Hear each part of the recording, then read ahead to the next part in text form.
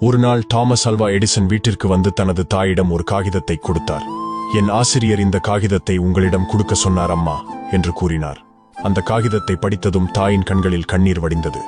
அவள் தனது குழந்தைக்கு உரத்த குரலில் கடிதத்தை படித்தபோது, உங்கள் மகன் ஒரு மேதை. இந்த பள்ளி அவருக்கு மிகவும் சிறியது.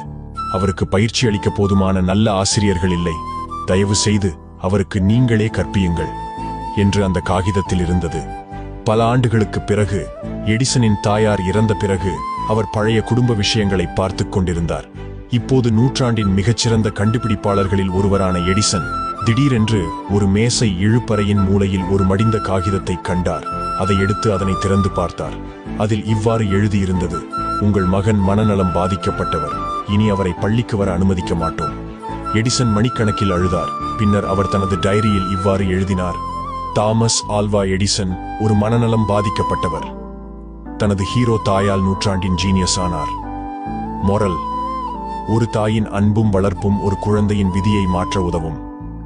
நீங்கள் மைண்ட் கிரிட் தமிழ் ஃபாலோ செய்யவில்லை என்றால் நீங்கள் என்னை மீண்டும் பார்க்கவே மாட்டீர்கள். இப்போதே என்னை ஃபாலோ பண்ணுங்க.